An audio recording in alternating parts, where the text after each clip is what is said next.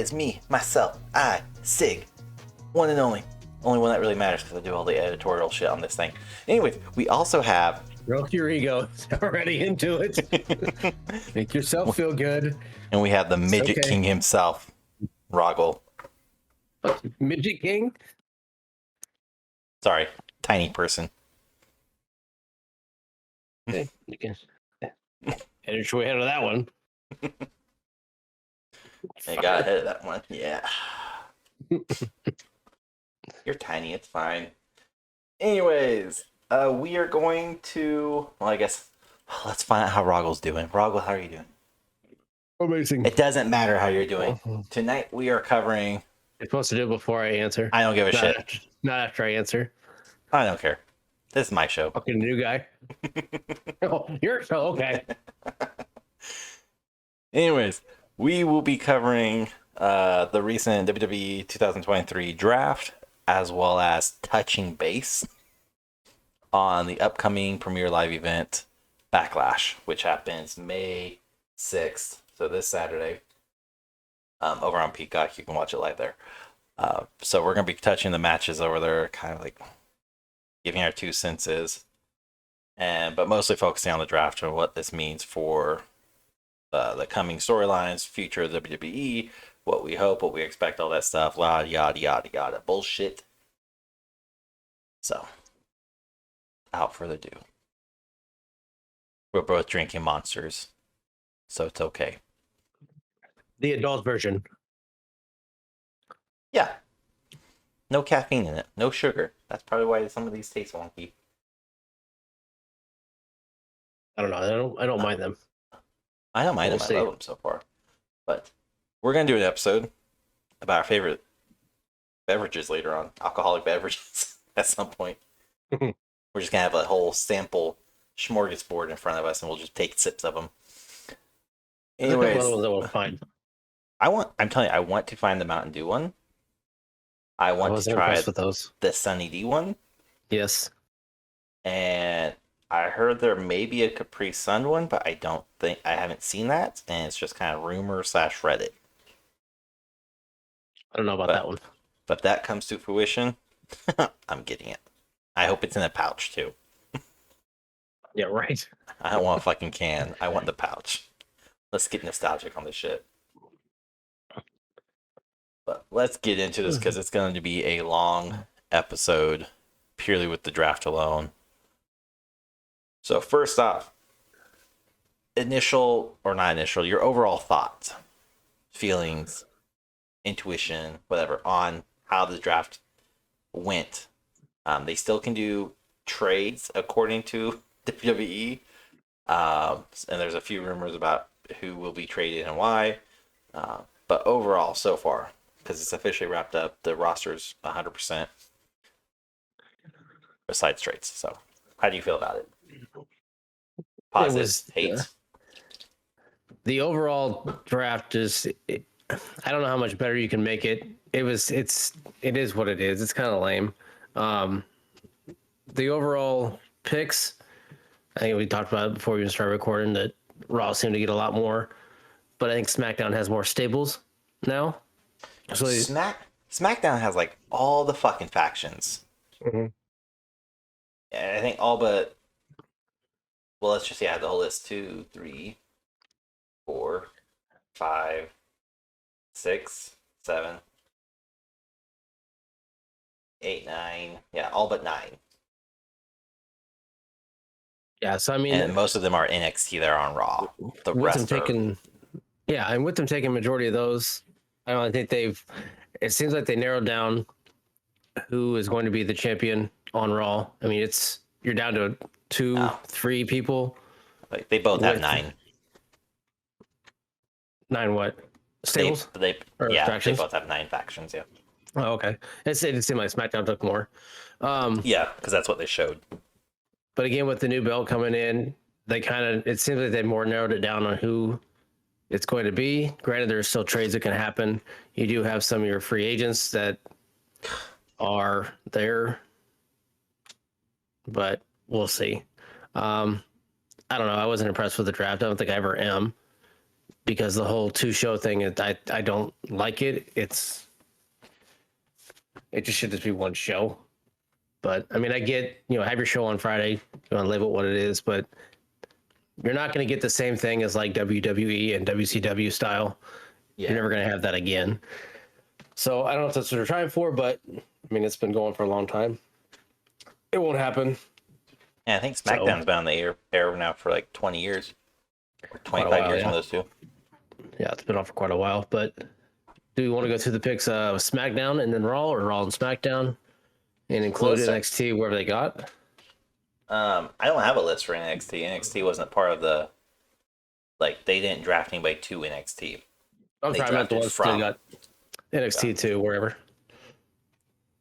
I'm more interested at these free agents right now because currently there are 1, 2, 3, 4, 5. So you have Dolph Ziggler, Mustafa Ali, Von Wagner, Omos/MVP, and Brock Lesnar. The only one that makes like any bloody fucking sense on this is Brock. Like, he's the only one because he does what he fucking wants. That's kind of his whole shtick, his whole gimmick. Dolph Ziggler, I kind of get he's in the later years, the final years of his career. Completely underutilized right now. Omos MVP. Why? I guess that makes more sense than Von Wagner and Mustafa Ali. Like, especially Mustafa, like, he hasn't done shit since his time it started with WWE. He hasn't held championship. He was part of 2 or 3 factions. The most notable one is Retribution, which was a fucking flop. It makes no sense at all. I mean, the only sense it's going to make is going to be because Omos has the match this coming week, which makes no sense of why there's no talk of it at all. And it's, I think, just to see if he can be carried or be decent in a match with Seth Rollins. But I think he is one of the top 5 for the title, to be honest. Nope. And it's a dumb thing, but I think that's where, I mean, you put it on a big man because, let's be honest, Brock Lesnar is also another one. Not going to lie. I could almost see him putting it on him. I could as well, but of the free agents, if I were honestly, like, after looking through this whole list, I would let, as a kind of prelude or jump ahead a bit, because the trades can still happen. I would trade Edge back to Raw and let him take the final run because it's the championship he never lost. It's the championship that he had to retire with and give up. Mm-hmm. So it would be nice to have him get it to, like, start it off, but it also makes more sense to have him in his career the same way he ended it before, but this time on his own terms, building up an up-and-coming star, possibly, or even losing it to the likes of, like, I guess, Seth Rollins or anybody else, but have him and Randy feud if he comes back and finish off Edge's career that way, and Randy gets to tie or surpass Flair. So, I mean, ideally that would be my hopes, but of the free agents, Brock Lesnar makes the most sense for the new world heavyweight, but at the same time, like, that's going to plummet and hurt Raw more than anything because he's a part-timer. He's not there all the time. He's only there when he wants to. He wrestles like 4 or 5 big pay-per-views, if that, and he wrestles a handful throughout the rest of the year. He has a very cushiony contract. But after looking through the whole list of, like, Raw, and we can kind of dive into that one since we're talking about their championship right now. Based upon the list they have, I'm kind of tossed up between Cody Rhodes, McIntyre, The Miz, Seth Rollins, of course, and That's really it I had. Yeah, those I four. mean, I have three. I don't have Miz in it. I mean, to be honest, they're not going to put a title on the Miz. He's too busy campaigning for himself to be the mouth of the WWE, more or Yeah. less. Um, I don't see him. I don't see him getting it. Same thing with Dolph Ziggler as a free agent. No. Those are two guys at times is probably done.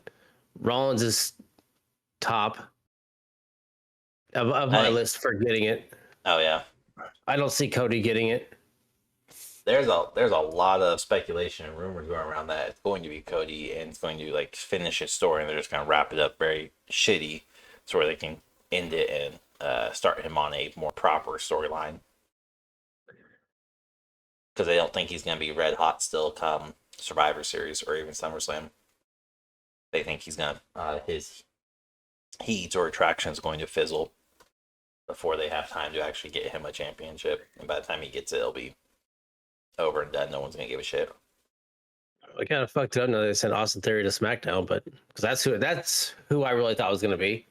Yeah, But I mean, on the roster, I mean, they have a fairly good roster that they drafted. it's I a mean, you got fairly young roster. yeah, Like maybe it's just me, but this definitely feels almost like the two brands have flipped, where Raw used to be the established, like where all the veterans are, a few little up and comers, and then SmackDown was mostly your newbies. They're breaking into the circuit, they're breaking to WWE, they're learning the ropes, and then they make their way over to Raw. It almost feels the exact opposite now because, I mean, and we'll get into SmackDown's roster later, but if you look at SmackDown's, they have a lot of well-established players on there. Um, Still a lot of young guys, but mostly established people.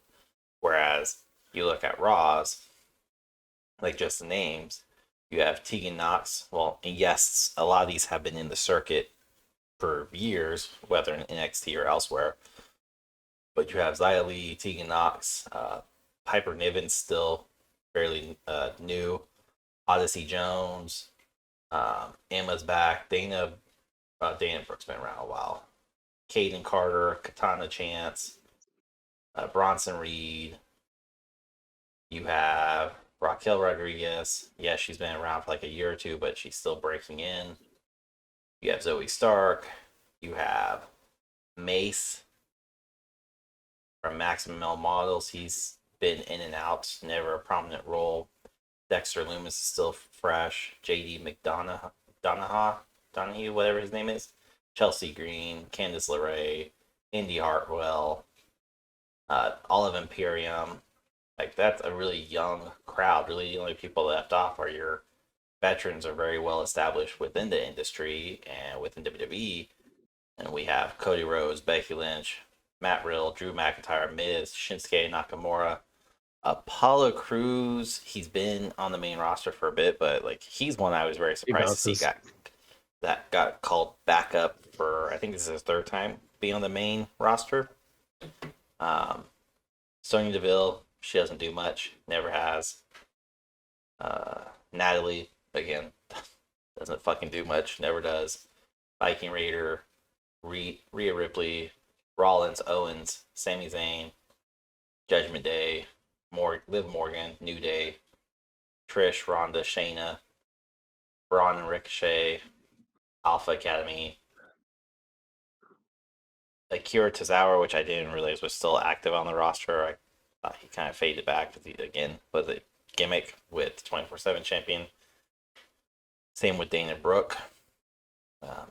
Inda Shire, the one with Jinder Mahal and Veer and Sangha, they're back on main roster again. Nikki, yep. That's kind of your established within the main roster for the last 5+ years. Everyone else is less than 5 years on the main roster easily. So that's yeah, kind of quick rundown.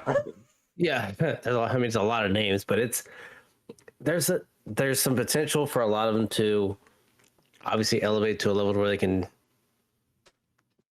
be on the main roster, but Why was you will see Trish some of them. drafted? She's a legend. She should have never been on the draft, and this really makes me think she's going to have a run.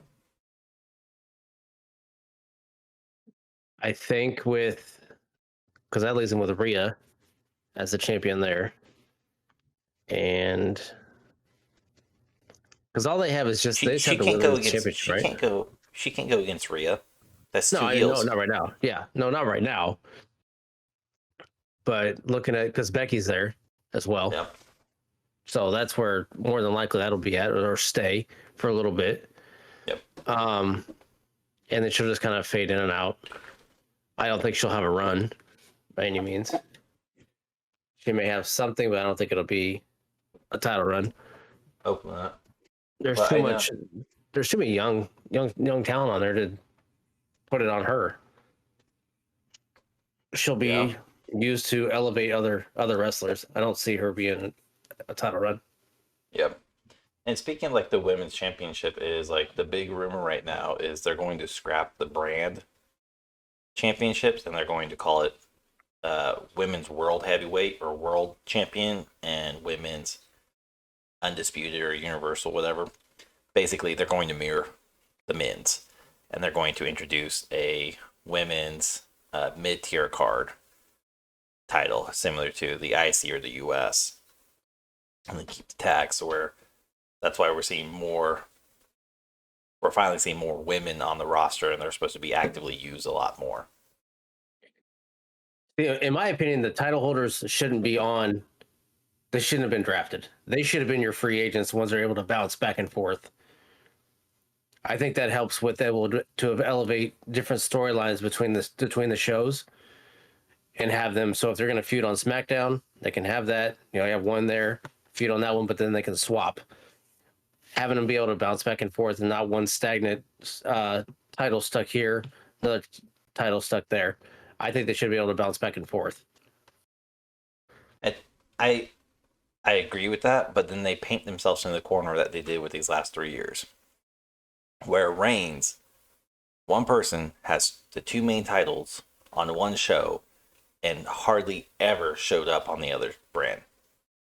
He hardly ever faced anybody from Raw, and he hardly ever showed up on Raw. It wasn't until like this last 6 months to a year that he was predominantly showing up on Raw on a monthly basis.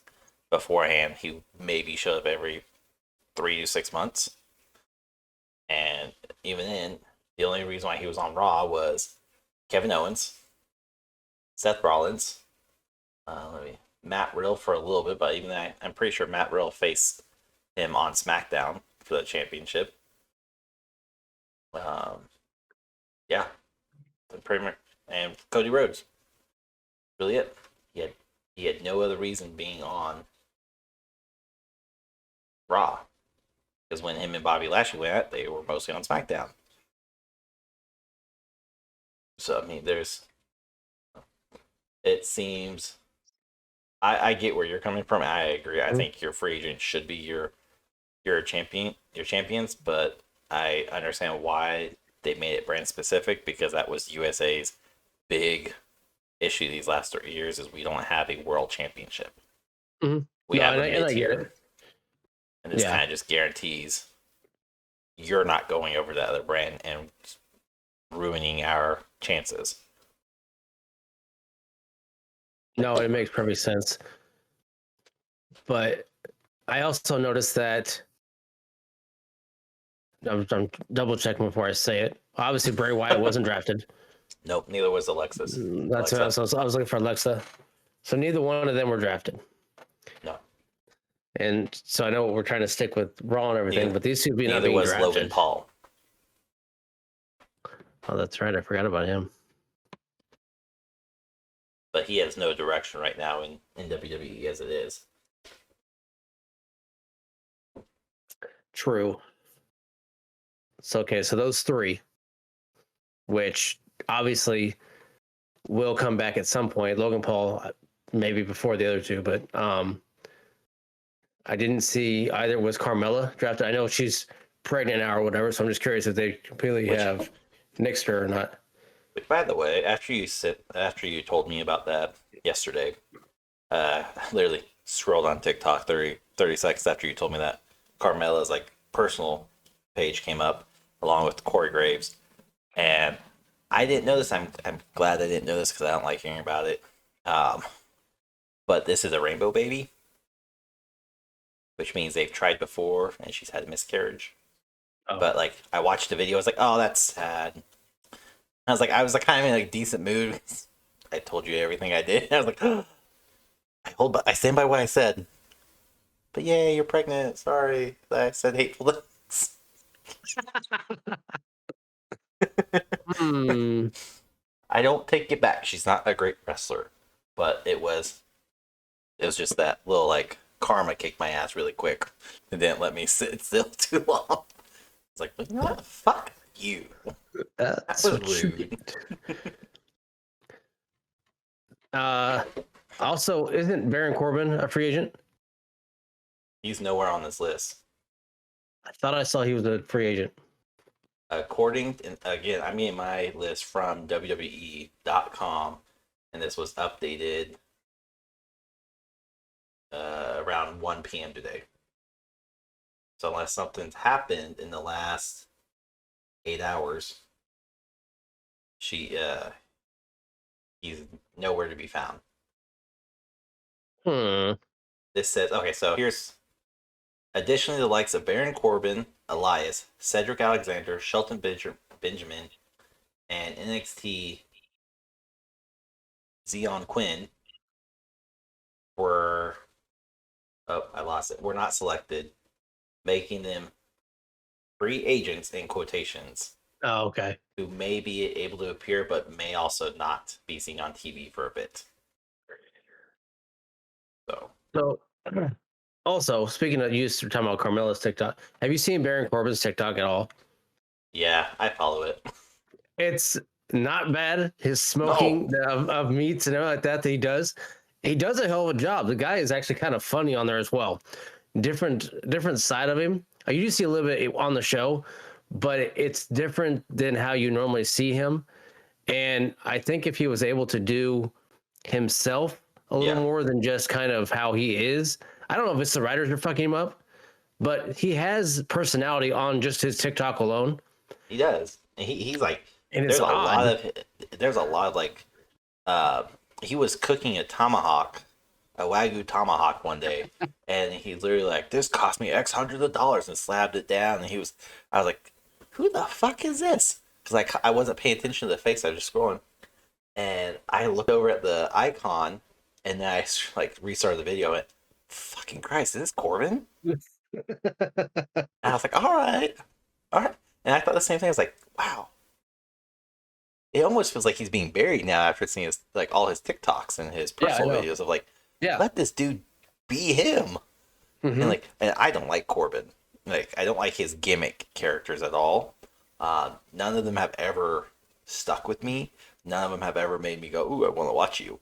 Either to see you Lone Wolf get was the one I beaten like. down, iffy for me, Yeah. but it wasn't an ultimate heel like The Miz where I'm No. tuning in to just hopefully somebody just fucking beats the ever loving shit out of Miz.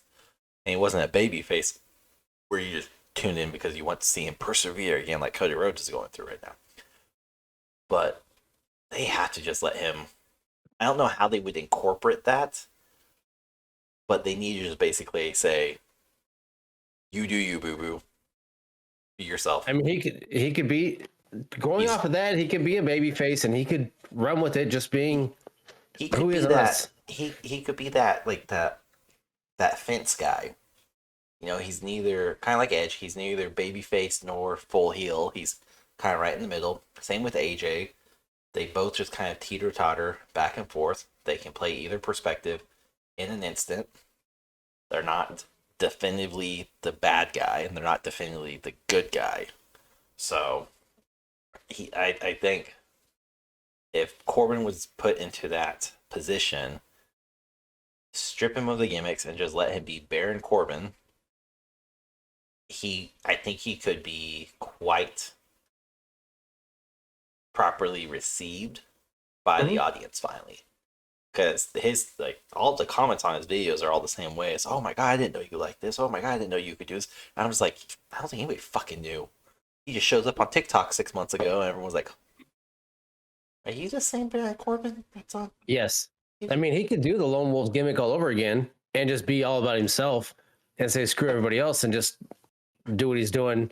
Not the smoke meat guy, but just original to it himself. Kind Well, of like how smoke meat Brock guys is would doing be now. hard to do. Do like I mean, show he on could come out TV. in an apron with tongs and a spatula and start slapping people around. I mean, wouldn't be anything else like the 90s style gimmicks that they've had. Reminds me of the But APA. yeah. So, I mean, there's plenty of gimmicks they could do. But if he was just to do the lone wolf style again and just run on his own, it could work.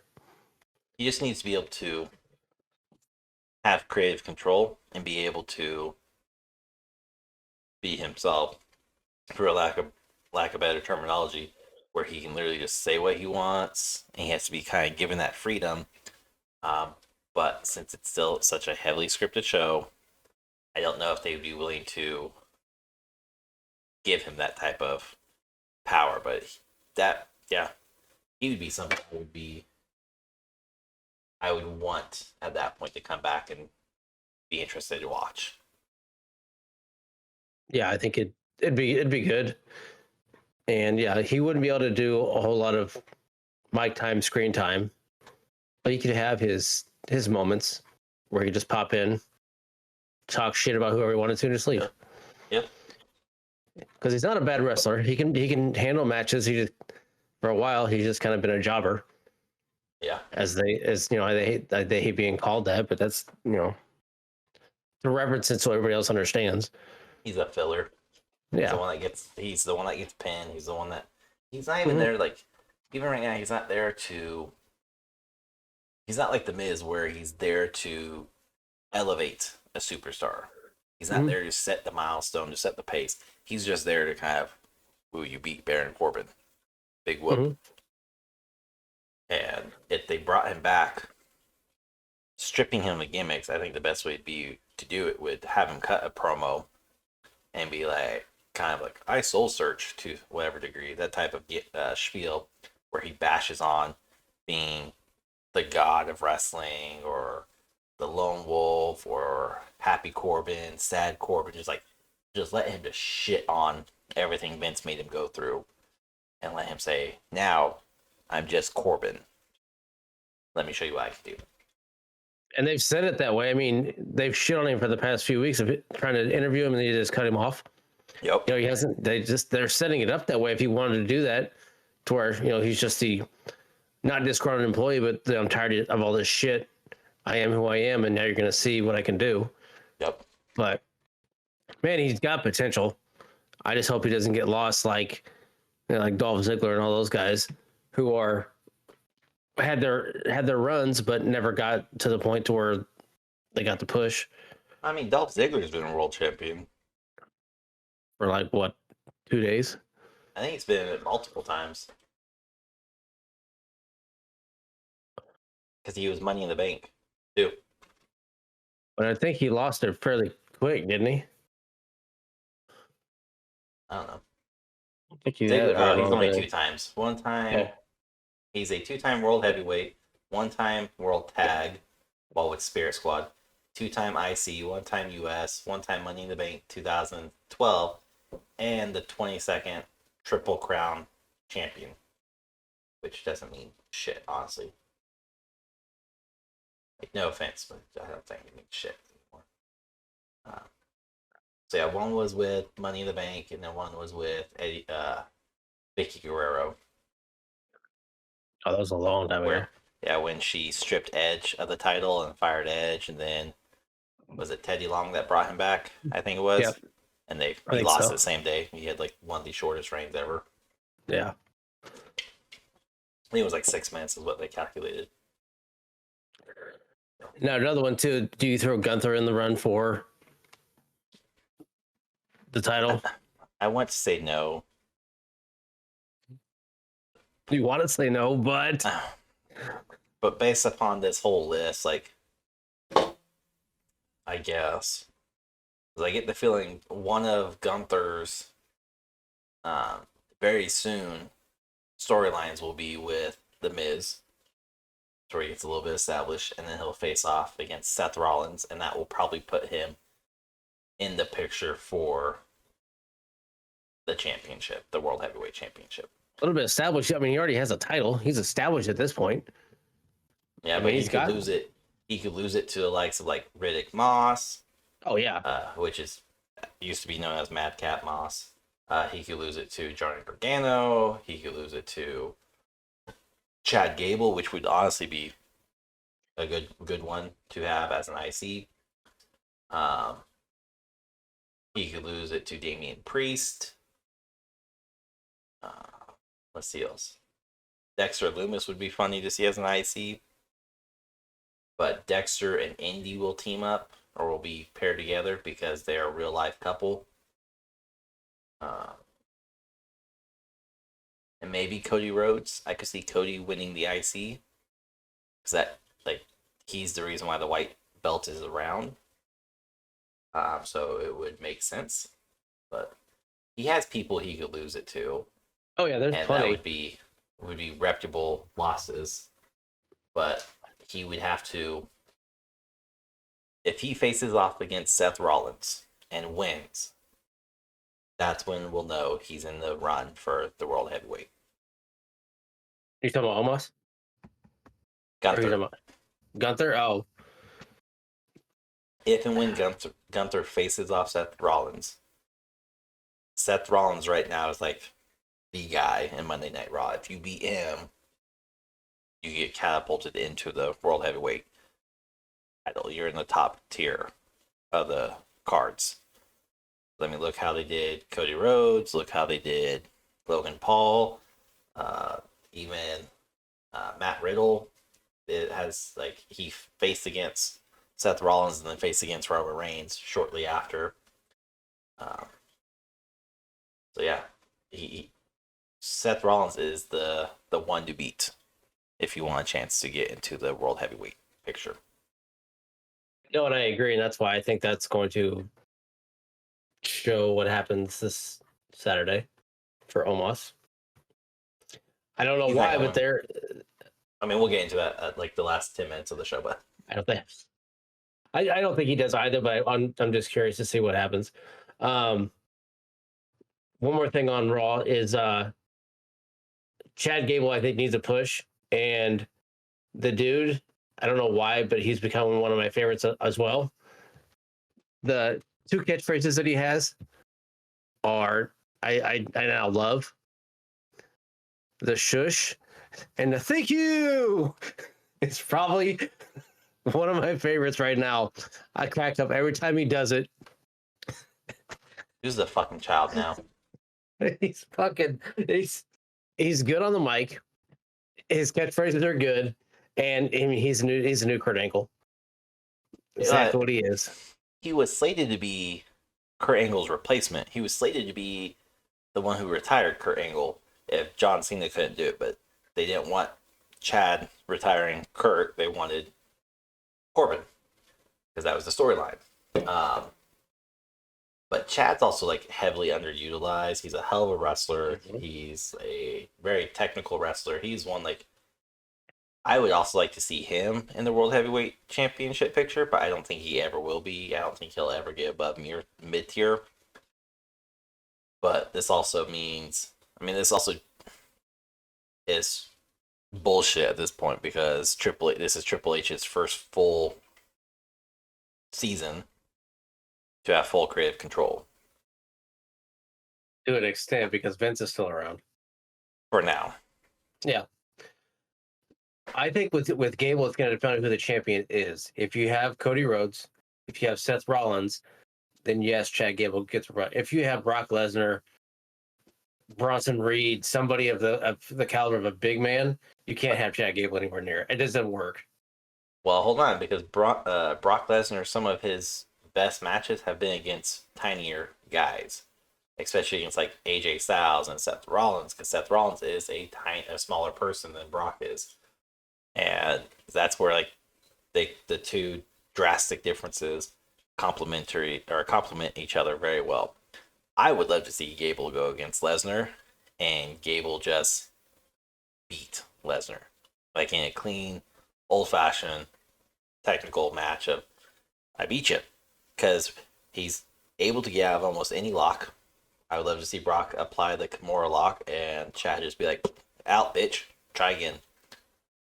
And every time he does a suplex, Chad is agile enough that he could do a flip or backflip out of it. So there's potential there, but I don't want Lesnar to be in the title picture at all. I don't want him to. Over it. He's had enough. And the fact that he hasn't surpassed Flair's record is honestly amazing. Now that I'm thinking about it. But I don't know how many do you have? I don't fucking know.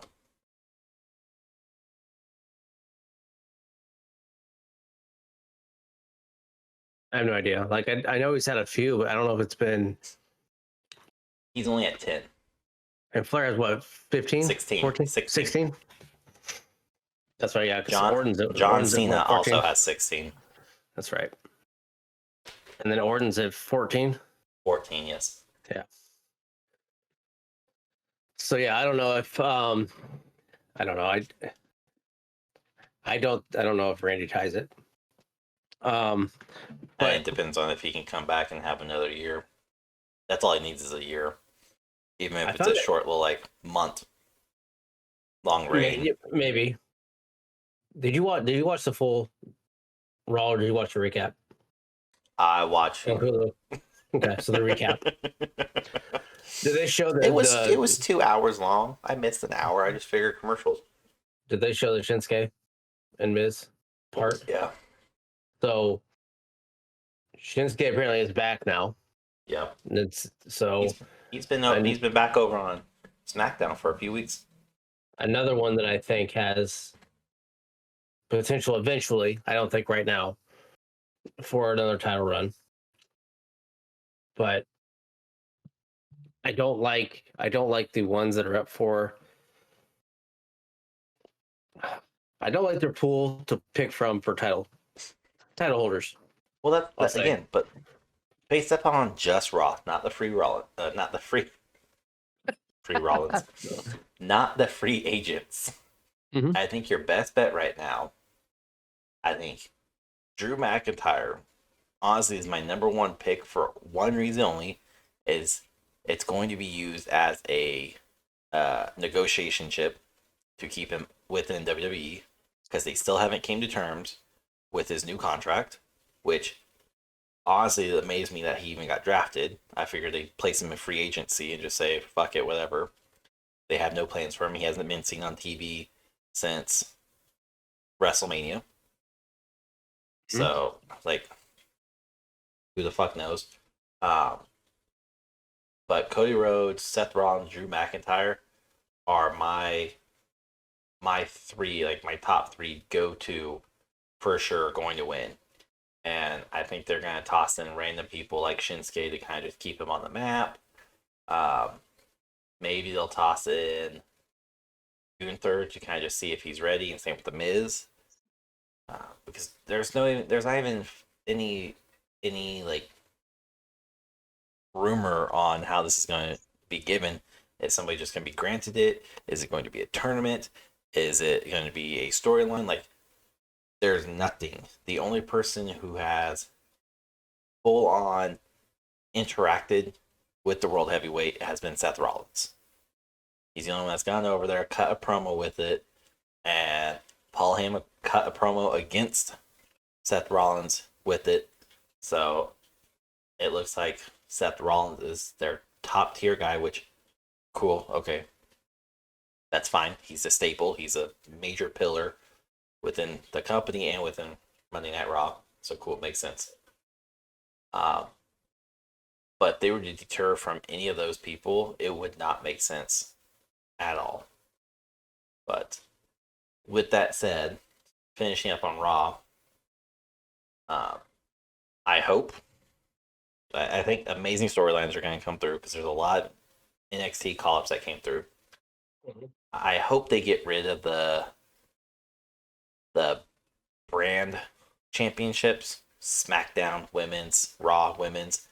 I hope they do finally create a top tier, mid tier, and then tag for the women's division finally, so where you have a world champion and a universal champion, whatever they want to call it, have a IC or North America or some mid tier, and utilize the shit out of the women more because they have a good roster. Other than Ronda and Shayna, they have a good roster of women on here who could fucking just show up and show out and dominate Monday Night Raw. Um, but then it'll be interesting to see what they do with the tag teams for the men's. Because Sami Zayn, using their own words, Raw will not be able to appear on SmackDown. You will not see SmackDown wrestlers show up on Raw or Raw on SmackDown. Yet we have Sami, Kevin hold SmackDown / Raw tag teams. I've said this before. I'll finish on this note. Tag teams in general should not be brand bound at all because they don't have a big enough established division for men or women within the tag team spectrum. It's a joke right now. There's only really one, two. So Judgment Day, New Day, Imperium, Usos, Kevin / Sammy, I guess Indashir, Los Lothario, Street Profits, OC, Hit Row, LWO, Brawling Brutes, fucking Pretty Deadly. So they have 13 tag teams. And they're going to somehow make 2 different divisions to fight for 2 different titles. Nope. Those should be the 2. That should be the one that's unified, fully unified, and do the World Tag Team again and just say they can compete on any brand. Just get it over with. That I can see. I mean, I'm down with that too. Like I said about the title are going to bounce back and forth. Pretty Deadly. Are we just getting to SmackDown? Yeah, I'll just use that as a lead into that one. Pretty Deadly, I think, is going to be a fairly dominant tag team once they get established. See, I think the exact opposite. I watched them on NXT. I think they have potential. They're fairly young, and I think they do. They remind me of the Rockers. I can see that, but in a whole different light. I'm not gonna get into why, but just a whole different light. I think they can. I think they can. Yes, their attire and everything is atrocious. They need an overhaul. I don't like the name either. Not with those 2 skinny dudes. When I think of like the name, anytime the name Deadly gets used inside of a faction or a stable, whatever you want to call it, I instantly think, okay, there's gonna be a big guy, and there's some type of technician. But Pretty Deadly, which is Elton Prince and Kit Wilson, they're neither one of those things. No, They're high flyers, would be their category. I nothing about them screams mercenary, screams assassin, screams deadly in quotes. No. Like the only thing they scream is pretty because they are pretty boys. And they can't use the word fuck boys on there because that's honestly be the more appropriate name for those 2. I would agree. I think they're pretty intelligent. They have potential, I think, but we'll see. I hope they get rebranded, and then they have potential. I don't want to see the name Pretty Deadly keep popping up. That's me being very picky and gatekeeping, I guess. I don't know. I just don't like the name. We'll see. I mean, looking at the roster that they have now on SmackDown, they've got Theory, they've got AJ Styles, OC, Lashley, Street the Profits, whole Edge, bloodlines, Street Profits. Hit Row. I mean, I think they have potential to be a more exciting show to watch. Well, yeah, because the way it's looking right now, let's just take a look at the factions. Because on SmackDown, we have Pretty Deadly, we have the Brawling Brutes, LWO, Bloodline, Hit Row, OC, Street Profits. So we have 7 male factions. And all of them, except for Street Profits and Pretty Deadly, so 5 of them have 3 or more members. So I think we could see faction wars starting out or start developing the storylines where I think we're at some point we're going to see LWO versus Bloodline. But I think right now we're going the main storyline will be the OC versus the Bloodline. That's been the most hinted at and rumored ones. But you can see like LWO against Hit Row, against Street Profits, OC, Brawling Brutes, Pretty Deadly. Like they could all intermingle between themselves, and they all have a good mix of abilities. You have most of these have a mix of either high flyers and brutes or high flyers, technicians, brutes. Like it's a good hodgepodge mix. Whereas like hopping back to Raw, they have Lostario, Indashir, Alpha Academy, New Day, Judgment Day, Raiders, the joke that is Maximum Male Models, and Imperium. So they have 8 male, but 1, 2, nope, 1, 2, 3. Only 3 of them have 3 or more males in them. The rest are all tag teams. So I think SmackDown's gonna lead the way with factions, Which I like think proper the factions. Pretty Deadly, if they wanted to, they could pull in Lacey Evans. It She's got the pinup style look to her, and she could fit the. I was She gonna could say fit Dolph that. Ziggler. Oh, that would be a great one, I think, to have Dolph and her together. Yeah. I mean, it would fit because I think she's kind of out there in the fact of she's just another filler type. Well, But yeah. I don't know if if she's really going to be anything. But I was just looking to throw her somewhere. No, I mean I that would think. honestly make the most sense is have Pretty Deadly actually turn into a faction, not just a tag team, Mhm. and bring in Dolph as the legend, so to speak. He's the one Yeah. kind of like Rey Mysterio for LWO. Have Dolph Ziggler lead the faction, and then Lacey Evans there for the female aspect of it, and she can Mhm. help start dominating within SmackDown. Because I mean, Yes. if you look at the women's division, it's not great. You have the likes of Tamina again, doesn't really fucking do much. She's a filler. There's rumors she is going to be joining the Bloodline. But you have Tamina, you have Shotzi, Scarlett,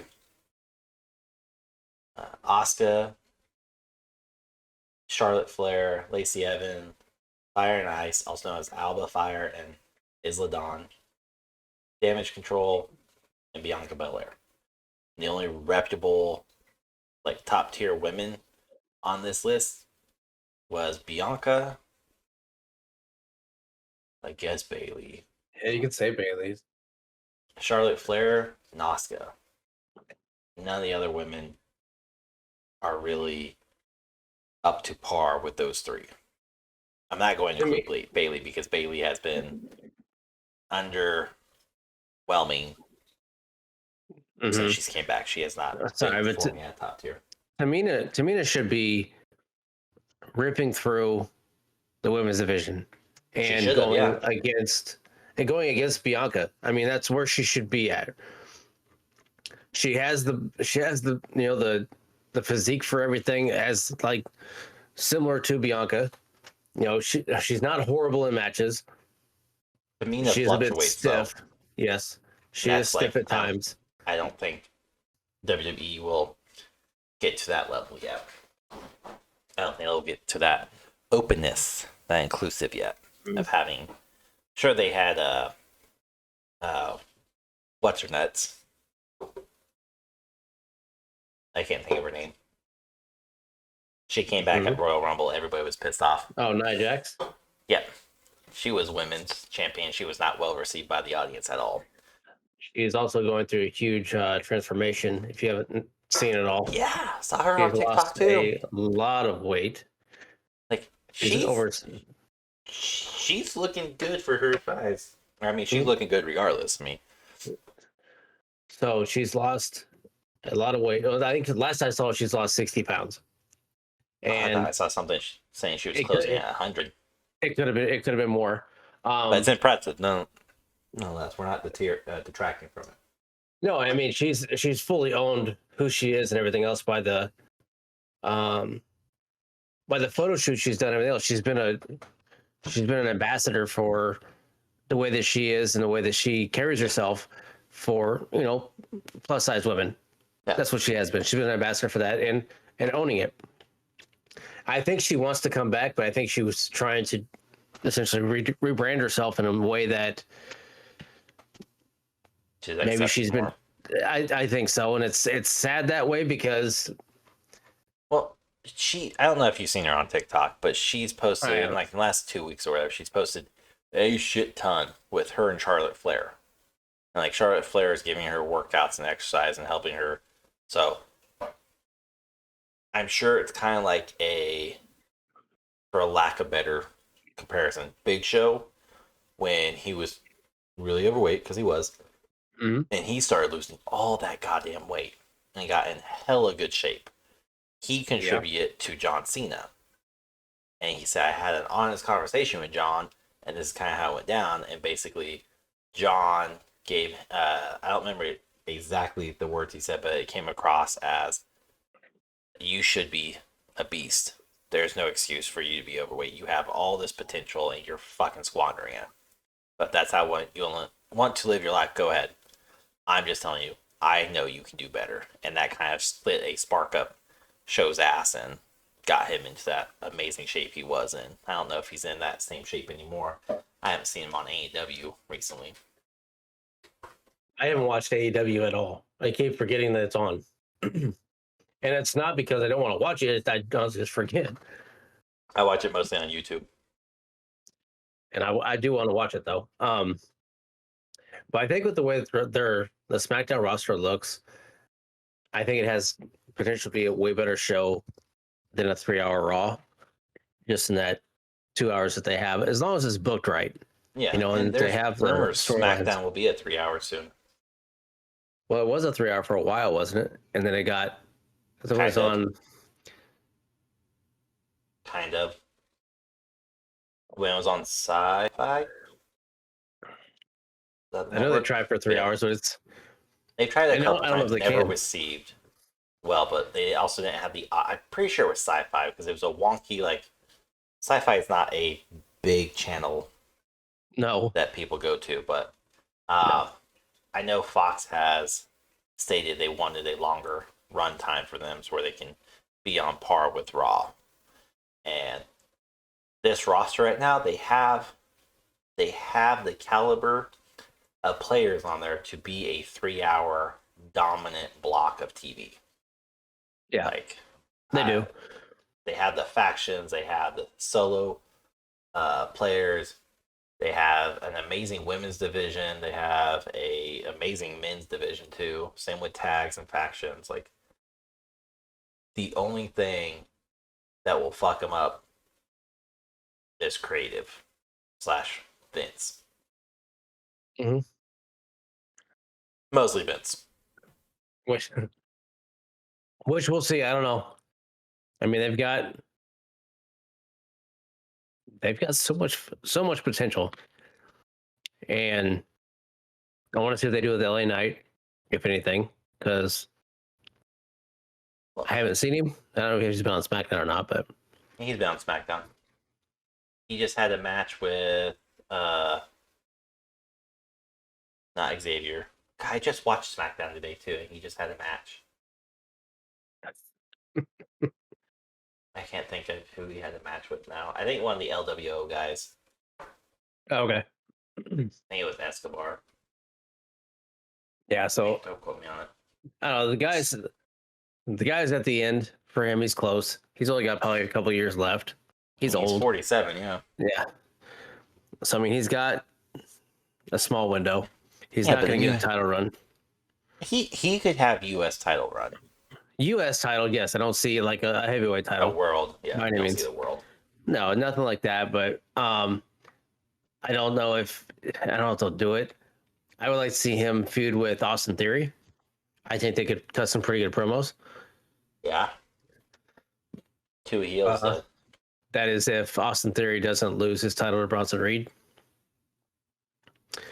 No, because that means Imperium would have, or Gunther would have to lose his title too.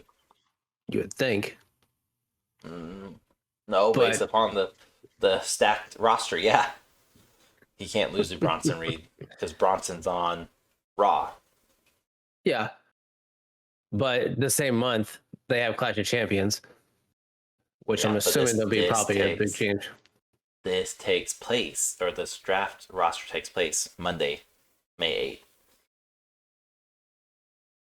Oh, there's not even an IC championship at the pay-per-view. No, there never is. It's always on SmackDown whenever they do anything with it. Never mind. They shit on that title so much. I don't get Maybe. why. I don't know why. They shit on that title so much. Because it's Gunther. It used to be yeah. Well, before that it was Ricochet, and he was never on either. He got treated like shit. Just He in did. general. They shit on that title so much. It used to be a big deal, and now it means nothing. Now they have No. the US title that they try to make a big deal, but like that title Well. to a certain extent is not that big of a deal either. No, but US was the big deal because, again, Monday Night Raw did not have a world championship of any type. I mean, the titles. For the men's. For the men's. Someone's gonna be like, oh, women's stuff. Men's. I just don't see the storylines are not there right now. I'm hoping that after Clash of Champions is when the storylines are set and they start, and then they actually start to be set up for the upcoming pay-per-views, and not, oh, we're just gonna throw these guys together, Seth and Omos, and not talk about them at all the entire time. You know, Rhea and Charlotte. Just not talk about that too much or really do anything with that, and just give Rhea the title. That was such a big flop of a story because they had such a lengthy backstory that they could have played off of. Instead, they let Dominic be the fucking mouthpiece of the feud, and it wasn't even good because he was talking to Charlotte, and Charlotte is, as much as I don't like her, is fucking a head and heels above Dominic. It only would have worked if Andrade was on WWE, so where Andrade can face off against Dominic, which that's the big rumor though, is Andrade is coming back to WWE with Charlotte Flair when she comes back and comes back from her time off. But I think he's still I on don't the think- AEW contract. I have seen anybody get as much heat as Dominic is getting right now. They won't even let him talk. I mean, the crowd goes absolutely batshit crazy whenever he tries to talk. Granted, it does fuck him up, and he doesn't know what to do. It seems like. But neither But- does Finn. Finn's been in that same position recently, and the crowd has tossed him through the loops so bad where he's like, "You be quiet."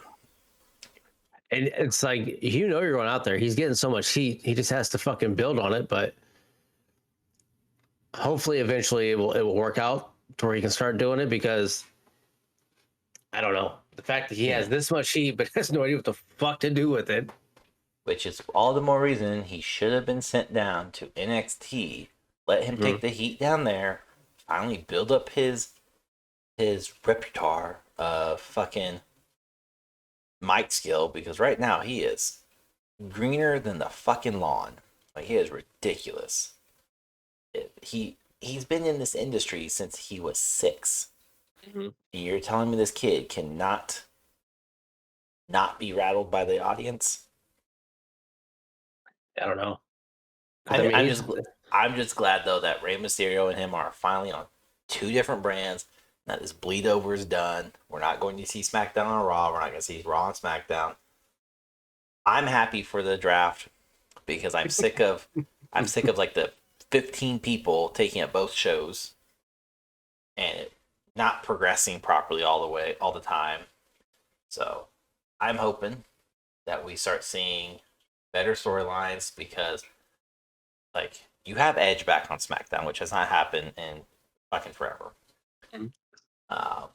But now we have the likes of LWO finally getting established and being utilized. We're having LA Knight, he's supposed to be getting a push. Rick Boogs is supposed to be a push. Cameron Grimes and Grayson Waller. Grayson Waller, as fucking obnoxious he is on NXT, he reminds me of an Australian version of The Miz. And it works. But I think Gargano needs a push Gargano, yep. after his Elimination Chamber performance. It was fucking amazing. Well, him and Austin could go back and feud again. That would be They great. used to feud on NXT. That would be great. I'd like to see Apollo Crews get utilized. Granted, he's on Raw, but where the hell is? Where's Karrion Kross? He's on SmackDown. Okay, He's on SmackDown. can they do something with him? Because the dude He's is in a feud with underutilized Shinsuke right now. I didn't know that. I guess I haven't seen SmackDown. I didn't know Shinsuke was even around, but Shinsuke's on Raw. Yeah, which is why everyone's like, "What the fuck are you guys doing? Why did you even start this feud?" Okay. Because he just attacked Kerry and Scarlett just attacked Shinsuke on SmackDown this last week, and the week before that, I believe. And then when Shinsuke made his debut back, Karrion Kross cut a promo against Shinsuke. So it's been going on for at least 3 weeks. Oh, it was. And they don't even have a match at Backlash, I believe. No, they don't. There's only 7 matches at Backlash. So, well, with that, let's wrap up the draft, because it's been fun. SmackDown, it sounds like, I think I could speak for both of us. SmackDown has the potential to be the show of WWE and carry the brands. It's also going to be a faction-heavy storylines coming up, but still very interesting to see where they go. While Raw is going to be, it kind of looks like the developmental main event now, or the main roster. It looks like SmackDown and Raw have officially swapped, and SmackDown's where it's at. Raw is second tier. But it's a make or break thing, I think, for Raw. Yeah.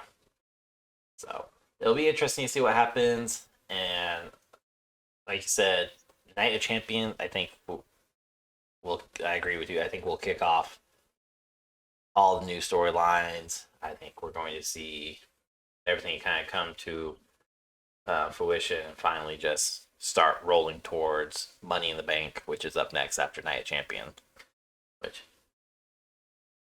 there's so many things going on with Money in the Bank that I've been reading, that the biggest one is Logan Paul should win Money in the Bank.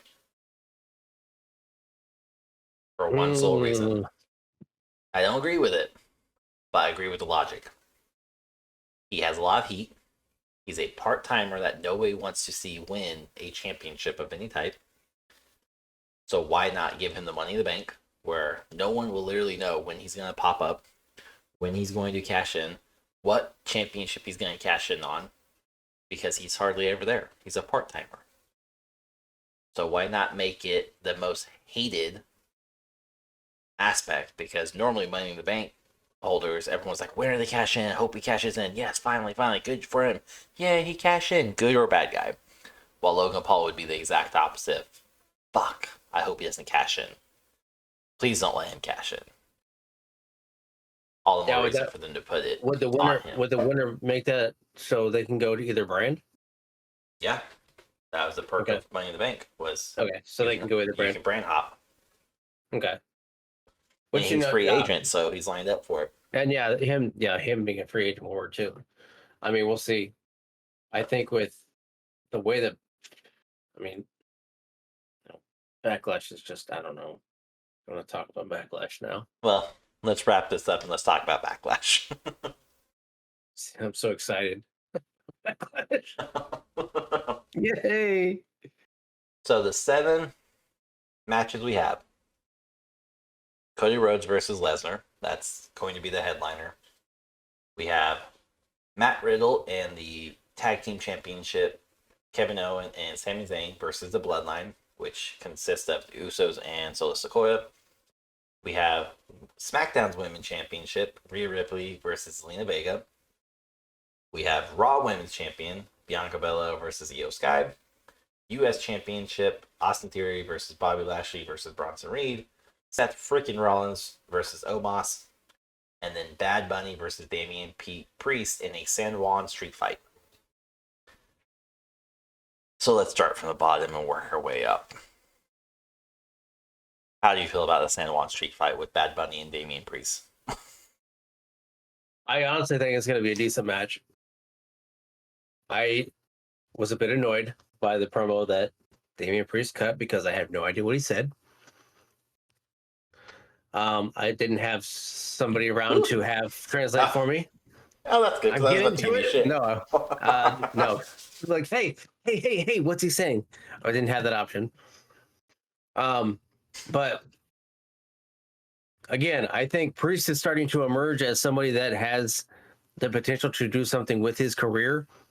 And I hope that he can do something to continue to elevate himself. Bad Bunny is not horrible. I think he's able to put his body on the line in this street fight.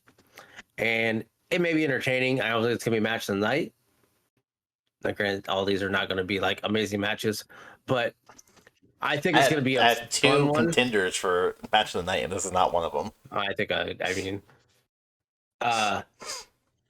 And I don't know if this is going to be like a legit street fight or it's just going to be let's pull everything from out under the ring, throw stuff at each other, hit you with a kendo stick 10 to 12 times, and then call it a night.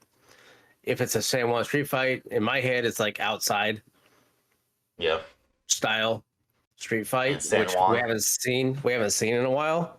Like, legit. Last one I can think of is Cena versus Edge years ago. Like, that's the if they would do those, that'd be great. So, but obviously see we're supposed to be back in the PG-13 era now. Well, I will see, Judgment Day probably gets involved, and then LWO probably, yeah. Not probably, they will. So for their final fights against each other, probably. Yeah. So I don't know. I think it'll be entertaining. I have Damian Priest winning. I agree, because it does nothing for Bad Bunny to win. Other than it being his home. But it's Priest. Priest is from Puerto Rico too, isn't he? Isn't that this whole the main thing? I think so. Yes, I think. Yeah, I think you're right. But I think he was Bad Bunny is supposed to be the MC for it, or the host, or whatever it was. Yeah, he was supposed to be the host. He's billed from New York City. That's not correct. Yeah, he's of Puerto Rican descent. Okay. So yeah, it doesn't matter who wins, but it does more for Damian Priest because, like I said, IC title, Damian Priest in my eyes should get the IC, and that would strip Gunther, and it would put Judgment Day in a more notable position rather than just a bunch of angry fucking people running around together. I'm with you. I don't think this will be matching that. I think this has the potential to be a good match, not great.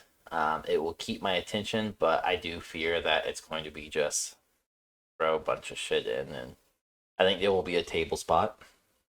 I think there will be kendo sticks. But I want him out of the ring. I want him backstage well, yeah, at least. Oh no, But like, that's I don't what have I want. a feeling. I want them. I don't. It won't leave stadium. I don't think it'll go behind. I don't think it'll go backstage. I don't think it'll go into the. I don't even think it'll go into the audience. I think it will stay ringside. So I would love for it to go outside. I'm with you on that one, but I don't see them doing that yet. So I agree. Priest for the win. So let's go to the one that's just your most favorite, looking forward towards match: Seth Rollins versus Omos. And I'm going to be honest, I have this one ranked up there with being the worst match of the night. It's a make or break match for Omos. Hands down, that's all this match is. Well, he got squashed by Lesnar at WrestleMania within like what 5 or 10 minutes, if that. And I think that was just for booking. I think they fucked that one up too. I think this is a make or break for Omos to see if he has the potential to be carried and put on some type of a match. And or maybe I'm looking way too much into it, but why would you put Seth Rollins with Omos? Like, it makes no sense. There's no build up at all. I think it's to see if he's ready. I am agreeing with you that I don't think it's like a last chance. I think this is the way they are prepping him for a push, whether mid card, hopefully no higher than that, but mid card or top card. I think we're gonna see him in that picture don't be somehow. surprised if they put the fucking title on him. I'm hoping it doesn't happen, but I can see it happening.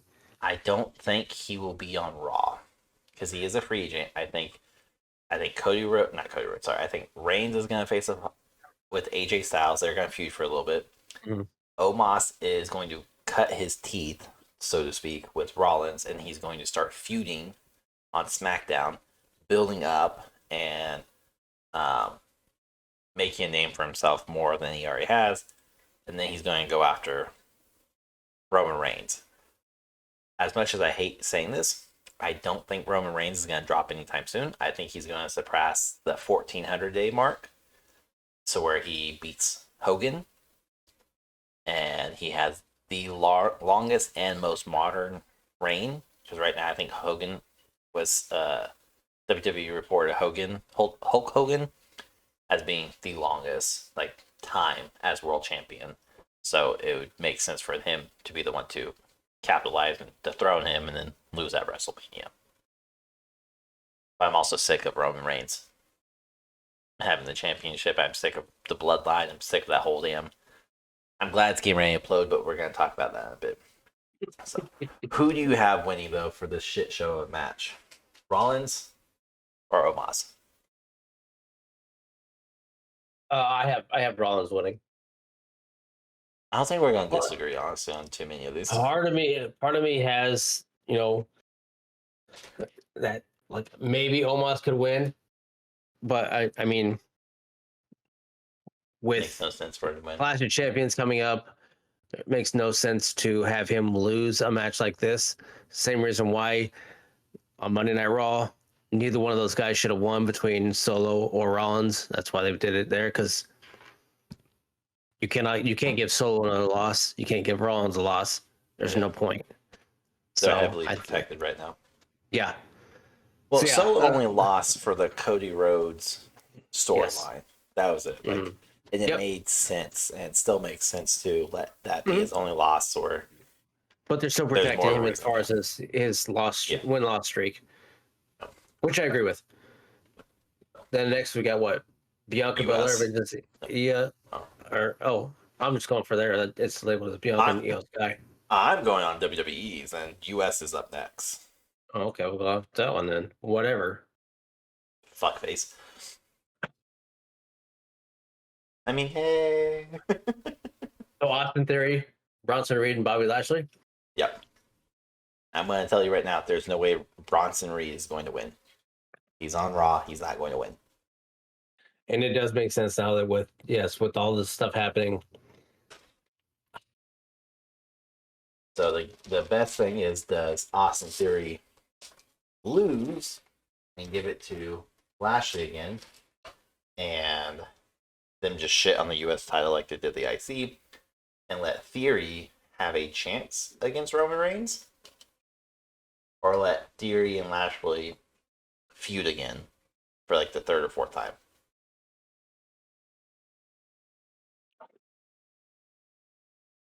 So who do you have? Why? And it's gonna be a good match. It's not gonna be a great match.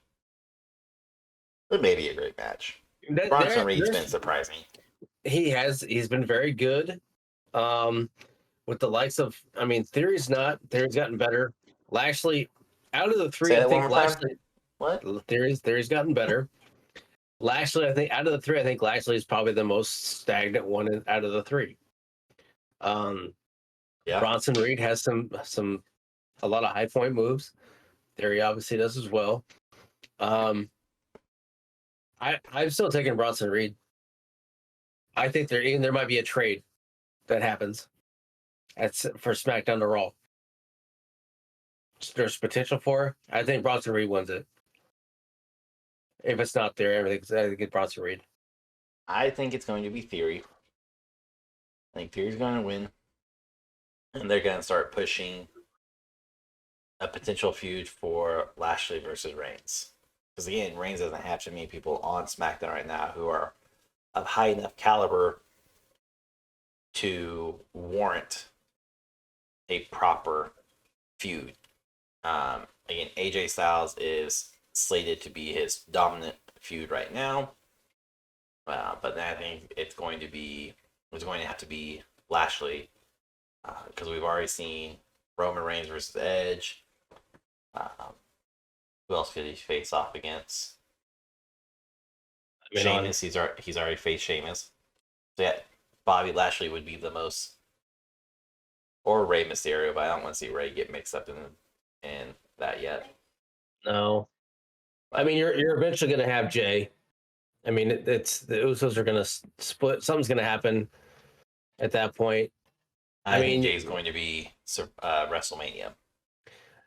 I think Cody's going to eventually win the heavyweight, and Jay's going to dethrone Roman Reigns. Don't forget that. Montez Ford is in there too.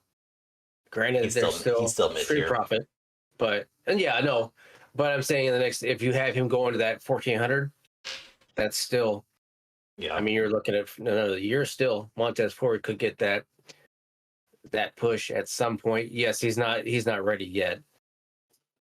It's coming, but fuck, who knows when. I don't see anybody at Hit Row for right now. Hit Row's a joke. Yeah. Karrion Kross and LA Knight. If they wanted to push LA Knight. Heel versus heel. That can easily change though. LA Knight could switch easy. The way that he could, I think the way he cuts promos, and he is too well accepted as a heel. He's been a babyface before, and he was not well received. He struggled. Mm-hmm. But then again, being a bad guy is easy because you can say whatever you want, and you're there just to piss people off. Depends on how the babyface is fucking hard. How the crowd perceives him. So, look at Dominic. You either hate him because he's a real life shitty wrestler, or you hate him because his character. By the way, you hate him. Yeah, that's what it is. He needs to go to fucking NXT and live there. And I think what you have your is it some of your NXT guys? Is it Cameron Grimes? Is he another NXT guy? Mm-hmm. Yeah. coming up. So I He's in don't mid-tier. know the NXT guys. I mean, to be honest, I haven't followed any of them, so I have no idea who they are. But I think the U.S. title is going to be hot for SmackDown because you have all these NXT guys coming up, and right now they can battle for the mid tier and kind it of should be. pipeline feed them into Reigns, where he can squash them and say, "Kind of know your fucking place. This is my show." Yeah, and that's what it should be. They should have something like that to go back and forth. And I think that's why I But think Bronson Reed they can only do gets that though if traded. Theory. No, Bronson Reed can get traded. Nope, you're wrong. I don't want to believe you. Let's go to the match you were trying to talk about. Raw Women's Champion, Bianca versus Io Sky. And again, these next two matches are interesting because of the fact of how the roster is now. Mm-hmm. Bianca is on SmackDown, and so is Io Sky. So it doesn't really matter who wins. But there's also rumor of Io Sky being the reason why Damage Control implodes. Which it's already been seen that Bayley is going against everything that Damage Control is. She's physically shown, rolling her eyes and trying to weasel her way through or past them to get certain things. And Io Sky getting that title shot on Raw, I believe it was. Yeah, I believe. So it may be exposing Bayley at some point for what Bayley is, to kick her out of Damage Control or just completely killing Damage Control. I don't know. I don't see Bianca losing this. No. Somebody, I didn't read the full article, but the article stated that Bianca is going to lose, not this pay-per-view, but she will lose her title soon, and it will be in the most stupid, asinine way possible. Like, there's a lot of judgmentalness going behind this reason. But again, I didn't read all the article because the moment I got about halfway through and they're talking about backstory of Bianca and why they're leading up to this, I was like, I don't care. Just want to know who's slated. That's all I care about. Yeah. So, but I'm with you. I think Bianca wins, and I think she loses that Night of Champion, and she'll be off the air for a hot minute. She needs a break. She's been at it for over a year. We'll see. Okay, before I say anything, who is yours up next match? SmackDown Women's. Okay. You can read it off, that's fine. So, Rhea Ripley, what's the next match you have? I don't want to fucking talk about that match. It's pointless. Another one that there's no fucking lead up. There's a minor lead. There's more of a lead up. Never fucking won. She just won against Sonya Deville. No, against Rhea. She always gets the dominatrix style fucking pin. She just DDT'd her on SmackDown. Good job. During the Riptide. But anyways, there's more of a build up on this match than there was on Charlotte. Because she DDT'd her? No, because they're actually having promos cut against each other where Rhea's talking and doing her piece rather than Dominic stepping in. But yes, Rhea's going to win that one, so let's move on. Matt Riddle with KO and Sami Zayn versus Bloodline. This match, along with the next one, Cody Rhodes, these are the two for me that's like, it's going to be match of the night. One of these two are. It's the only two that makes sense. So, how about it? Who do you have? This one will be match of the night. Hands down, these three. I do like the whole Zayn, Owens, and Riddle. And I do like how Owens is very annoyed by Riddle. Riddle is very annoying. I've never liked his character. But he does very well in the ring. He is entertaining. The guy can definitely wrestle. and hold his own in the ring. So I just don't like his character. Against the Usos and Solo, I mean, it's going to be a hard fought match. It's going to be fun. It's going to be entertaining. You're going to see a lot of super kicks, since apparently that's the only thing that anybody does anymore. I think Matt Riddle is the only one that doesn't actually use super kicks on a regular at all. Sami Zayn doesn't use them heavily, but he still has used them. Yes. So I mean, Kevin uses it. Usos use it. Solo occasionally does it. Yeah. But I'm curious to see just the chemistry between the three of Bloodline, to see kind of what happens. That's what I'll be watching mainly, is to see how those three interact, how Jay is, how Solo is, and where Heyman's at, because the storytelling for the Bloodline is starting to isolate Jay even more. And the fact that you notice that he's wearing white opposed to everybody else wearing Black. dark colors or black. Well, they've kind of isolated the Usos They have, yes. but yes, Jay's been isolated more so. But yeah, because I mean, you've seen on Raw, or was it SmackDown? Basically, they cut a promo, and you see Solo being spoken to by Paul Heyman, and Paul Heyman's looking directly at Solo and say, "Yes, this is very important because it's the last chance," and looked at Solo for it. So, Mhm. I mean, storytelling is amazing. With this aspect of Bloodline, Roman Reigns, not so much anymore, in my opinion. Uh, but the interesting part will be, I think Matt Riddle, KO, and Zayn will win. So I'm more interested to see the fallout. What does Solo do? What does Solo do to Jay? Because they're also real life brothers, like legitimate. So it'll be interesting to see. Does he Samoan spike him? I don't think that happens yet. I think the Bloodline wins this one as well. I think they lose. I think he's going to get punished by Solo, and it's going to be on behalf of Roman Reigns, and that's how they're going to introduce it, and that's how they're going to keep the bad blood going. Why was I the only one that got punished? And it's Jay loses because Jay gets pinned, probably by Sammy. And then that pisses Roman Reigns off, and Roman Reigns already has it said. Maybe he calls Paul Heyman during the match again.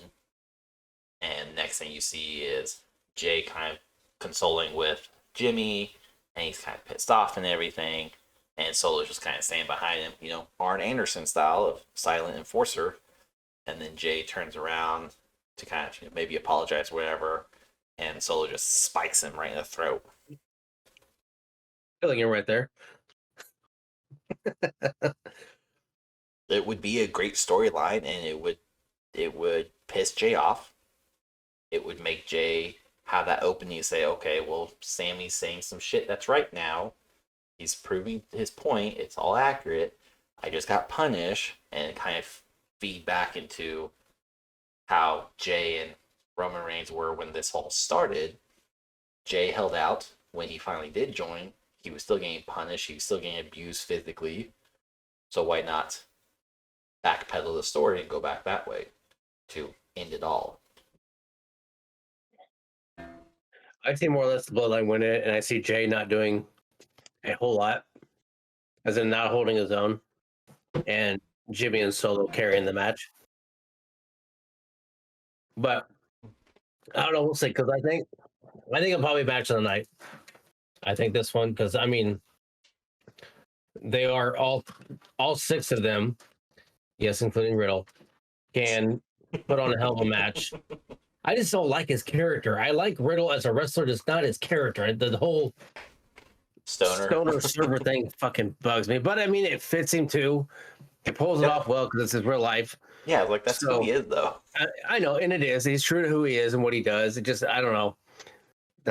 Fucking bro.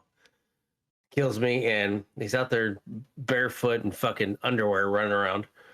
But Solo Sequoia's barefoot. if he's wearing trunks, he's not. He's taped up too. It's a difference. Big difference. Just let me deal with myself in the way that I deal with it. Exactly. I'll justify it any way I can. You always do. That's the very Army logic way. You shut your mouth. It's true. I think this will be match of the night. But I also think it can come in like a very, very, very close second to Cody Rhodes and Brock Lesnar for one reason. The feud buildup for this is intense right now. It's going to be a bloodbath. It's going to be crazy. A lot of dirty tactics are going to be had. And I think hopefully, it's going to be Rhodes putting on a clinic, so to speak, of showing he could have beat Roman Reigns had it been a proper one-on-one. And he just like beats Lesnar. Even if it's a dirty win or slightly dirty, I think Cody wins. And I think it's going to be an awe style, like, oh my god, performance from Cody Rhodes. Kind of like his Hell in a Cell match against Rollins. I think that will, again, it's going to be, if it's match of the night, we're talking like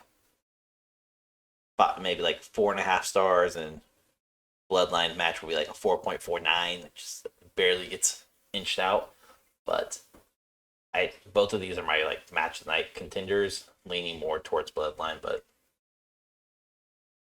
if Lesnar wants to play ball, he can put on a hell of a show. If Lesnar doesn't want to play ball, we see what he did to Omos, and he's just like, fuck you, squash you, done. What does Lesnar get out of this match? I mean, I think this match, to be honest, is right along with Seth Rollins and Omos, Damian Priest, and Bad Bunny. I don't think this is going to be an amazing match. Lesnar's matches are very hit or miss. This is a retribution match. This is following literally the exact storyline as John Cena's so many years ago, where John Cena lost against the World Championship back in like WrestleMania 20 something, and his next night he gets jumped very loosely. Brock Lesnar comes back and he's like, "Oh my god, I didn't know you were gonna be here." They shake hands. He gets that fight multiple times, suplex, and he loses, and then he wins finally against Brock Lesnar, and he builds back up to winning the World Championship. That's what we're going to see. That's why I don't think Cody Rhodes is going to win the World Heavyweight right away. But they are building him up, and he's going to have probably a 3-match with Lesnar.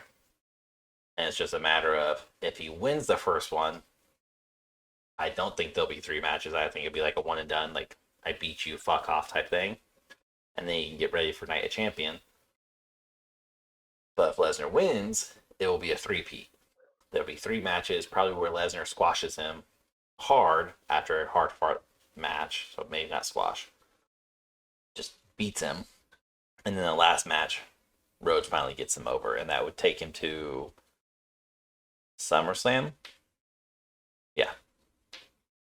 You have a hard-on for 3 different matches.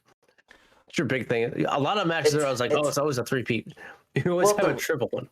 Because I'm looking at, like, I've looked over the John Cena one. That's kind of how it goes. And this is very much mirroring, even with Lesnar being the main focus. But also, that's kind of how WWE has a reputation of big name matches get 3. Whether it's sprawled out over a year, 2 years, or a whole fucking decade, like Rollins and Reigns, or it's all packed together and leads up to a final showdown at the big pay-per-views. No, I get it. It's just, I think not hard on. It's just statistical. No, I think every podcast we've had when we're talking about wrestling, you always say, "Oh, this is their trifecta. This is the beginning of their trifecta." Oh, 3-peat, 5-peat, yeah. This is their second match. They have one more to come back. So it's always one of those. And I have not been wrong too many times either. It's the weird part. I don't look forward to this match. It's going to be You're right. Man, It's hit or miss. I don't think it's It's gonna gonna be be a entertaining. stellar or a shit. I don't know. I think, to be honest, I think the Damian Priest Bad Bunny is probably more entertaining than the Cody Rhodes Brock Lesnar match. It should be. It's a fucking street fight. Well, you would think so, but and again, not all of Lesnar's matches are entertaining. Not arguing with you on that. I agree. So, Will be. but It will. It that's interesting. Heavily used in quotations. That would be the more prospecting side of the house is Lesnar versus Cody, how well it plays out. They've had 3 weeks to build up to it. Will it pay off or will it just be shit? But next pay-per-view, what did you say? Night of Champions? And that's at the end of May. Mhm. So they'll have like not even 3 full weeks to get ready for it. But at that point, if they have a match, is it for the title? Because that's where they get crowned. So then you are eliminating those two from the title run. If they have a match, no, they could be put into like a 6-pack, like 6-man, and then those two just fight each other out. Like they fight off into the night, and you never see them again. And that builds up the feud. Neither one of them lost, neither one of them won, and that builds up to their feud even longer. 2 matches off.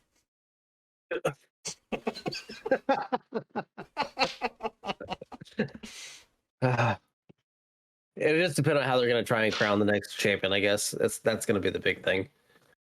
It's going to be a tournament style battle royale. God, not a battle royale. What the fuck ever. Not a battle royale. No. I mean, it would be entertaining enough to because remember who? Because it's all gonna be fucking Raw. So they look where it's at. Look where it's at. That makes no fucking sense. No logical sense to have a battle royale. None of the fucking matches make sense for Clash of Champions. There's too many fucking green wrestlers on the Raw. That makes no sense to have them just to be completely and utterly squashed, and it would literally make the World Heavyweight look like a second-tier title. It's going to be. Look at where the pay-per-view is at. I don't know where it's at. Where's that? Where do you think it's at? Is this the one that's in London? No, that's Money in the Bank. No. Isn't it in Saudi? Is this a Saudi show? I believe it is.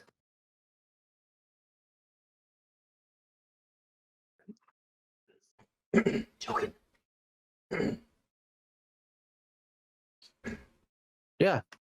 It's in Saudi. Nah, nobody gives a shit. So, to appease the masses, why would you not? Battle Royale. God damn it. I mean, does that not make sense for Saudi? Yes. Saudi? I mean, that's all they do is these matches are to appease them. So, that as much as I don't agree with it, but I think that's what's going to happen. So, I mean, that's the shitty part. And I hope that they don't try to lean in and have any say on who wins it. They probably will. They always do. So this is where Omos comes into play. They don't like Omos. You say that now. You say that now. I'm telling you right now, it's gonna be. It's not. I don't think it's going to be anybody who we think at that night. Eventually, the established champion. That's in Saudi. Yeah, you unfortunately have a fucking point. It pisses me off. The established champion will not be established until after that pay-per-view. Whoever wins it at Night of Champions, yes, they'll have the whole thing for them. And if it's not changed at Raw, it'll be changed fairly quickly after that. Well, hold on. But the next pay-per-view is until because that's SummerSlam. It's in June. Is it June? Mm-hmm. It's in London, I believe. Yeah. Oh, it's July 1st. My bad. Okay. That gives them a month. Is there any? There's no one in June, right? NXT. Oh, it don't fucking count. Hey, you fucking ass. I'm just letting you know. So I mean, if the fact that they have that and there's nothing in June, so it gives them a month for whoever they want to have win that one. So yeah, July 1st, Money in the Bank. Fucking SummerSlam's not till August, so yeah. Yeah, because you have In Your House is set for June, which is NXT.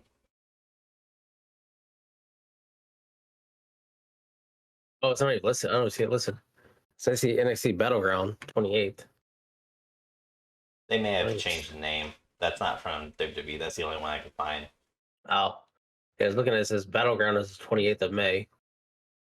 That's all I'm seeing, but who knows?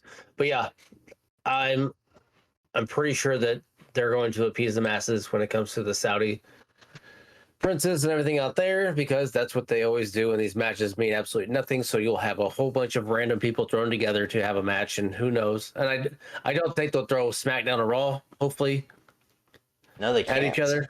Well, they can't, but they can't. They can't, because that will so quickly unravel and undo all of Triple H's work, and it'll make him look like he's the next Vince. that's also why they need to not go to Saudi. I don't care how much they pay them. I don't think they're going to be in Saudi for too much longer, honestly. There's no way they can get out of Saudi. They pay them way too much. Endeavor has already been very vocal. So well, if that's the case, then maybe. Because they owe WWE money. And once they get fully absorbed and bought by Endeavor, and that gets through the whole process and the IPO, they don't have to abide by that anymore. They just have to finish out the contract. I'm going to say, we don't want to deal with you anymore. Because Dana White is very outspoken about the Middle East. And see, as Dana White is UFC. He's very well stressed how much he likes Saudi as well, because the fights that they had there and the fights that they have there, he loves going there. Oh, he loves going to Saudi because of the money. Dana White can talk as much as he wants. He loves money. Oh yeah. The fact that he has a huge heart on for them as well, because he likes the places that he gets to stay while he's there as well. He tours it all the time on social media. He shows a lot. He likes. I've never heard him say anything about it, and I don't read as much as you. You do. It's been like 5+ years where he was just Saudi was in the news for bad shit. Oh, and well, he came out and he was like, year, then. Yeah. Oh, so last year he was all over it. Money talks. Because it was. I'm not denying that. It had been since COVID. Since COVID started to now, when they had their big fight over there. Last year before, but I can't remember which one it was. It was a big one. He's loved it, but who knows? Times change, shit changes. I'm just hoping that they're able to get away from that. But yeah, we'll see what happens at Night of Champions, because that's what's going to determine your next month. Yeah. And I think only a month, depending on who they want to do. So someone's going to get the title for a month. Hopefully not Omos. Hopefully not Lesnar, but who the fuck knows? It's now knowing it's in Saudi. God damn it. That changes my whole fucking. It could still be Seth Rollins. He's still a very, very strong. Oh yeah, he could. Contender. But now I think it's going to come down to Seth Rollins and Lesnar. That's it. I don't think Cody's going to win. It's too soon to finish his story. But if it's a battle royale, what says they don't put it back on Jinder Mahal? Because he's in a good faction right now where they're building up the faction for him. You're in Saudi. I don't. Well, why not Mustafa? Why not Mansoor? Why? I mean, I'm just throwing out the whole. I don't think time and place. I don't think Jinder. I mean, they put it on him for a reason back in the day when they first went there. Well, they put it on before then, but leading up to it. Yeah, leading up to it, yes. Yeah. Or piss poor reasons, but yeah. I don't think so. I'm going to stand on that. I'm going to say Seth Rollins and Lesnar. Those are my two people now. Hey, because they have such a. I think it's going to be those two because of how much they absolutely press WWE to have Lesnar at Saudi and how much money they just throw at him. So. But regardless, stay tuned for Night of Champion because we'll all fucking find out then. And are we gonna do a fallout from this? I don't feel like we need a fallout from this pay-per-view. I don't think we need one. We can do I don't know. It'll be one of those like off the records or after hour. I think it's an amazing. Yeah, if for some reason it's an amazing pay-per-view, then yeah, sure, we'll do one. But I don't think it will be. No, I think it's gonna be a after hour style podcast where it's just you and I bullshitting after the recording. Yeah. So, yeah. With that said, let's just end it on that amazing high note. Don't you yell at me?